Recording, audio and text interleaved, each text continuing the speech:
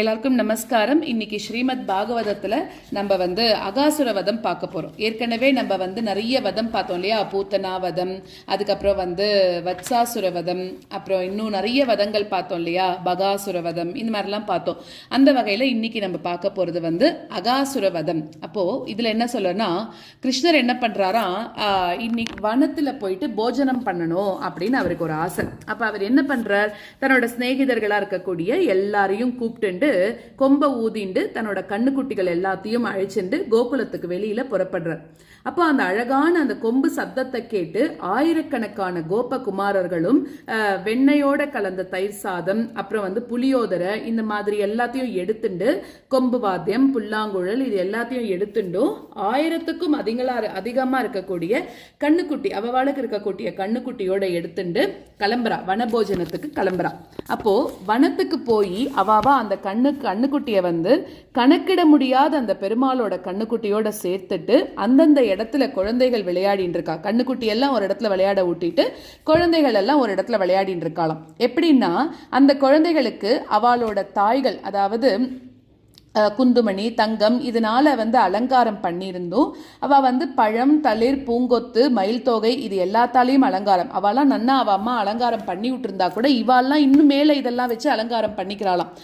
அதில் ஒருத்தனோட உரிய இன்னொருத்தன் திருடுறதும், ஒருவேளை அவன் கண்டுபிடிச்சிட்டான் அப்படின்னா பக்கத்தில் போய் அதை போட்டுடுறதும், கண்டுபிடிக்கலன்னா இந்த சாமான் யாரோடதோ அப்படின்னு அவளை பார்த்து சிரிச்சுட்டே திருப்பி கொடுக்கறது, இந்த மாதிரியெல்லாம் விளையாட்டை அந்த இடத்துல விளையாடி இருந்தாலாம். கிருஷ்ணர் என்ன பண்றார், இந்த வனத்தை நம்ம சுத்தி பார்த்துட்டு வரலாம் அப்படின்னு ரொம்ப தூரத்துக்கு போறார்.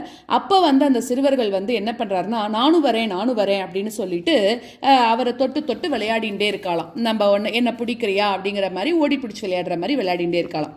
அப்போ அந்த சிறுவர்கள்ல சில பேர் என்ன பண்றா, புல்லாங்குழல ஊதுறா, இன்னும் சில பேர் கொம்பு வாத்தியங்கள் ஊதுறா, சில பேர் வண்டுகள்லாம் சப்திக்கும் போது அந்த வண்டோட சேர்ந்து அவளும் சத்தம் போடுறாளாம். குயில்கள் மாதிரி கத்துறா சில பேர், பறவைகள் நிழல் மேலே பறந்து அதோட நிழலோடையே இவாளும் சேர்ந்து நடந்து போயிட்டு இருக்காளாம். ஹம்சங்களோட நடக்கிறா, கொக்குகளோட எப்படி உட்காந்துட்டு இருக்குமோ அதே மாதிரி இந்த குழந்தைகளும் உட்காந்துட்டே இருக்குமா. சில பேர் மரத்து கிளையில குரங்குகள்லாம் ஒரு கிளைக்கு ஒரு கிளை தாவி தாவி விளையாடுற மாதிரி இந்த குழந்தைகளும் அங்கே அதே போல விளையாட ஆரம்பிச்சிட்டாலாம். அதே மாதிரி சில பேர் என்ன பண்றா, ஜலத்துல அவளோட ரிஃப்ளெக்ஷனை பார்த்து சிரிக்கிறா. அப்ப சில பேர் இவ பேசுறதோட எதிரொலி கேட்டா அதை பார்த்து கை தட்டுறாளாம். குழந்தைகளுக்கே என்னென்ன பண்ணணுமோ அதை எல்லாம் கிருஷ்ணரோட சேர்ந்து இந்த குழந்தைகள்லாம் அங்க பண்ணிட்டு இருக்காளாம். அந்த குழந்தைகள் புண்ணியம் எவ்வளோ பண்ணியிருந்தா இந்த குழந்தைகள் இந்த கிருஷ்ணரோட விளையாட முடியும் இல்லையா? பக்தர்களுக்கு முக்கிய தெய்வமாக இருக்கக்கூடிய இந்த கிருஷ்ணரோட, அதாவது மாயைக்கு வசப்பட்ட அந்த சம்சாரிகளுக்கு மானிட குழந்தையாக தான் இவர் தெரிகிறார். ஆனாலும் இந்த கிருஷ்ணரோடு சேர்ந்து விளையாடக்கூடிய பாக்கியம் அந்த குழந்தைகள் எவ்வளோ புண்ணியம் பண்ணியிருந்தா மட்டும்தான் கிடைக்கும் அப்படின்னு சொல்றா. ஸோ அந்த மாதிரி பக்தர்கள்லாம் என்ன பண்றா, பெருமாளை ரொம்ப ஒரு விசேஷமான பூஜையினால துதிக்கிறா. இந்த கோபகுமாரர்களானா எவ்வளோ ஈஸியா தன்னோட தோழனாக நினைச்சு விளையாடின்னு இருக்கா இல்லையா? ஸோ அதனால அவளோட பாக்கியம் ரொம்ப மேலானது அப்படின்னு சொல்றா. இப்போ அந்த அகன் அப்படின்னு சொல்லக்கூடிய அசுரன் என்ன பண்றான், இந்த குழந்தைகள்லாம் விளையாடின்னு இருக்கிறத பார்த்து அவனால சகிச்சுக்க முடியல. அவ பக்கத்துல போறான். அப்போ அமிர்தபானம் பண்ணின அந்த தேவர்களும் கூட எந்த அசுரன் கிட்ட பயப்படுறாளோ, இவன் எப்படா மரணம் அடைவான்னு யாரு இவளுக்காக காத்துன்னு இருக்காளோ, பூத்தனா பகன் இவாளுக்கெல்லாம் தம்பியாக இருக்கக்கூடியவனும் கம்சனால் அனுப்பப்பட்டவனுமா இருக்கக்கூடிய அந்த அகன் அப்படிங்கிறவன் இந்த குழந்தைகளை பார்த்து சொல்றான், இந்த கிருஷ்ணர் நம்மளோட, அதாவது அவனே அவனுக்கு பேசிக்கிறான், இந்த கிருஷ்ணர் நம்மளோட சகோதரர்கள் எல்லாத்தையும் கொன்னான் தானே, அதனால அவ ரெண்டு பேரையும் வதம் செய்யறதுக்கு பதிலாக, அதனால அவ ரெண்டு பேரையும் இவன் கொன்னுட்டான். ஸோ அதனால செஞ்சதுக்கு பதிலா நான் என்ன பண்ண போறேன்னா, இந்த கிருஷ்ணரையும் ராமரையும் நான் கொன்னுடுறேன் அப்படின்னு சொல்றான். ஸோ இப்படி பண்ணா அவளோட ஆத்மா திருப்தி அடையும் அப்படின்னு சொல்றான். ஸோ பூத்தனைக்கும் பகனுக்கும் இவளை கொல்றதுனால திருப்தி உண்டாகும் அப்படின்னு நினைச்சுக்கிறான். கோகுலத்துல கோகுலத்துல இந்த மாதிரி எல்லாம் இவ விளையாடிட்டு இருக்கிற போது இந்த அகாசுரன்கிறவனும் அந்த இடத்துல வரான். ஸோ இந்த மாதிரி என்ன ஆகிறது அப்படின்னாக்க, அவனோட சரீரம் எப்படி இருந்ததுன்னா ஒரு 10 மைல் தூரம் இருக்கான், ஒரு மலை போல பருத்து இருக்கு. அவனோட வாய் எப்படி இருக்குன்னா ஒரு குகை மாதிரி இருக்கான். அவனோட கீழ் உதடானது எப்படி இருக்கு, பூமியில இருக்கு, ஆனா மேல் உதடு மேகத்துல இருக்கான். அப்புறம் அவனோட வாயோட உட்புறம் பார்த்தேன்னா அது ஒரு குகை மாதிரி ரொம்ப இருட்டா இருக்கு. சிங்கப்பற்கள்லாம் சிகரம் மாதிரி இருக்கான். நாக்கு எப்படி இருக்குன்னா ஒரு பெரிய நீண்ட நாக்கா இருக்கு. மூச்சு விட்டான்னா அப்படியே உக்கிரமா வருதான் மூச்சு, காட்டுத்தீ மாதிரி அவனோட கண்கள்லாம் இருந்துதான். இப்படி ரொம்ப அற்புதமாக இருக்கக்கூடிய அந்த பாம்போட சரீரத்தை பார்த்த சிறுவர்கள் இது ஏதோ பிருந்தாவனத்துக்கு இருக்கக்கூடிய ஒரு புது அழகு போல இருக்கு அப்படின்னு நினைச்சிட்டு ஒரு மலைப்பாம்பு வாயை திறந்துட்டு இருக்கிறது அப்படி இருக்கே, இதை நம்ம பார்க்கறது ஏதோ புதுசா இருக்கே அப்படின்னு ரொம்ப ஆச்சரியமா அங்க பார்த்துட்டு இருக்காளாம். அதாவது நமக்கு எதிரில் இருக்கக்கூடிய இது ஒரு பிராணி போல இருக்கு, நம்ம சாப்பிட்றதுக்காக வாயை தெரிஞ்சுட்டு இருக்கக்கூடிய பாம்பு போல் இருக்கு அப்படின்ட்டும் இதை பார்த்து நீங்க சொல்லுங்கோ அப்படின்ட்டும் சூரியனோட கிரணத்தினால ஒரு சிவந்த மேகமானது ஒரு மேல் உதடு போல இருக்கு. அந்த மேகத்தோட ஒளியினால சிவந்த பூமியானது கீழ் உதடு போல இருக்கு. 2 பக்கங்கள்ல இருக்கக்கூடிய அந்த மலையோட குகைகள் கடைவாய்கள் மாதிரி இருக்காம். மலையோட சிகரங்கள் சிங்கப்பற்கள் மாதிரி இருக்கு. நீண்ட வழியானது ஒரு நாக்கு மாதிரியும் காட்டுத்தீயோட கூடின காற்றானது சுவாசம் போலவும் இப்படியெல்லாம் இருக்கு. இது ஒருவேளை நம்மள எல்லாத்தையும் சாப்பிடுமோ, அப்படி சாப்பிடுது அப்படின்னா பகாசுரனை போல இந்த கிருஷ்ணர் இதையும் ஒரு க்ஷணத்துல நாசம் செஞ்சிடுவார் அப்படின்னு எல்லாம் பேசிண்டு அந்த கிருஷ்ணரோட முகத்தை பார்த்து சிரிச்சு கை கொட்டிண்டு அது உள்ளேயே இவா எல்லாரும் போக ஆரம்பிச்சிடுறாளாம். ஒரு டவுட் இருக்கு, ஆனாலும் அது உள்ளேயே போயிடுறாளாம். அப்போ அதோட உண்மை தெரியாம பேசிட்டு இருக்கக்கூடிய அந்த குழந்தைகளோட வார்த்தைகளை கேட்ட அந்த கிருஷ்ணர் சகல ஜனங்களோட ஹிருதயத்தில் அவர் வசிக்கிறார் அப்படிங்கிறதுனால உண்மையிலேயே அசுரன் பாம்பு உருவம் எடுத்துன்னு படுத்துன்னு இருக்கான். குழந்தைகள் என்ன பண்றா, அதை தெரிஞ்சுக்காம பாம்பு மாதிரி இருக்கேன்னு சொல்றாளாம். அப்படிங்கறத தெரிஞ்சுட்டு அவளை அதோட வாயில உள்ள போகாம இருக்கிறபடி தடுக்கணும் அப்படின்னு நினைக்கிறார். அதுக்குள்ள அந்த குழந்தைகள் என்ன பண்றான்னா கண்ணுக்குட்டியோட அந்த அசுரனோட வாய்க்குள்ள போயிட்டாலாம். ஆனா அந்த அசுரன் தன்னோட பந்துக்களோட வதத்தை மனசுல நினைச்சுட்டு இந்த குழந்தைகள் வந்தாலும் கிருஷ்ணர் எப்ப வருவார்னு காத்துட்டு இருக்கான். அதனால வாயை மூடவே இல்லையா. அதனால அந்த குழந்தைகளை இன்னும் அவன் சாப்பிடவும் இல்லை.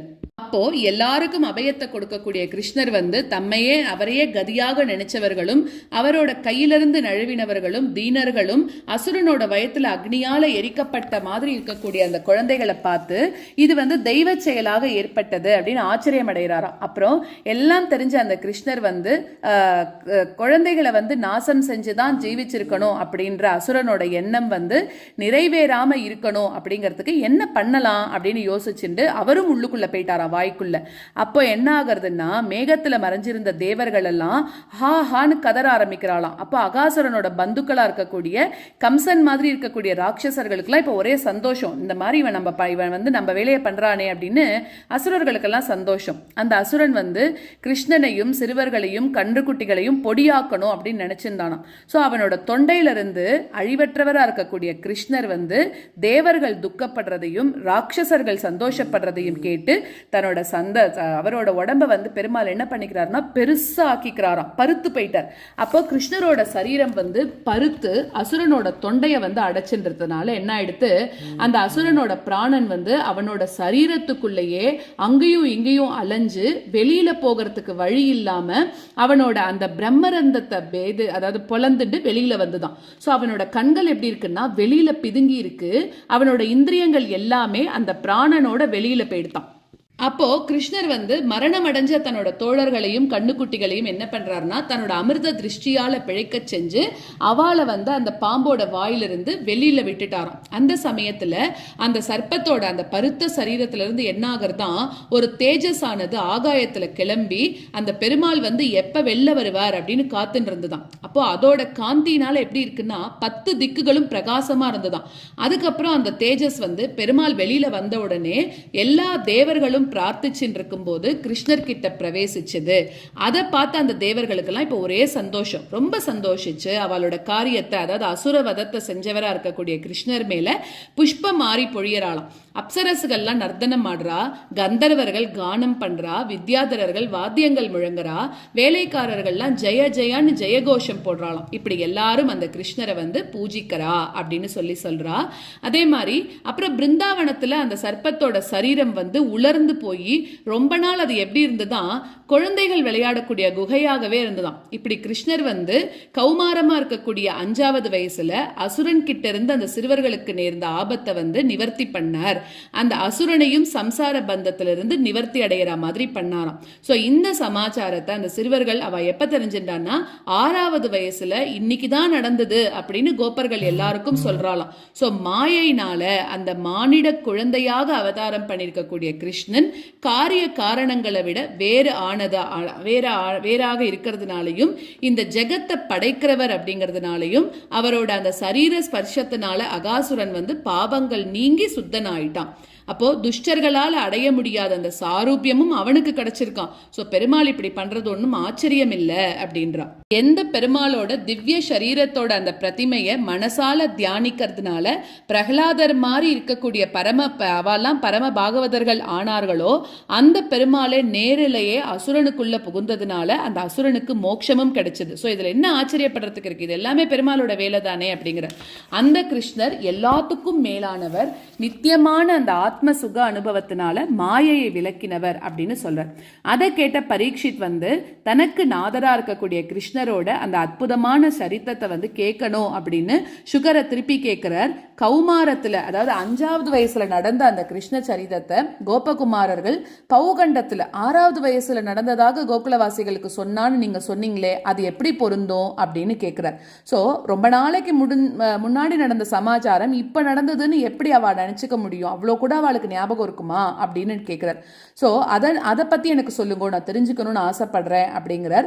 இது வந்து கண்டிப்பா பெருமாளோட மாயையா தான் இருக்கும்னு நினைக்கிறேன் அப்படின்னு சொல்றார். ஸோ அதனால நான் சத்திரியனானா கூட உன்முகமாக அடிக்கடி அந்த கிருஷ்ண கதையை வந்து அமிர்தம் மாதிரி பானம் பண்றதுல கதையை கேட்கறதுனால ரொம்பவும் எனக்கு ரொம்ப பிடிச்சிருக்கு உன் மூலமா கேட்கறது. அதனால நீ எனக்கு இதே மாதிரி எல்லா கதையும் எனக்கு சொல்லு. போன வருஷம் நடந்ததை 5வது வயசுல நடந்ததை 6வது வயசுல அவ எப்படி நினைவு கூர்ந்துன்னு இன்னைக்கு தான் நடந்ததுன்னு சொல்றா, அதை பத்தி கொஞ்சம் சொல்லு அப்படின்னு பரீட்சித் கேட்கிறா. ஸோ அது என்ன சொல்றாருங்கிறது அடுத்த சாப்டர்ல தான் வரும். ஸோ அப்ப பார்க்கலாம் அந்த கதையை.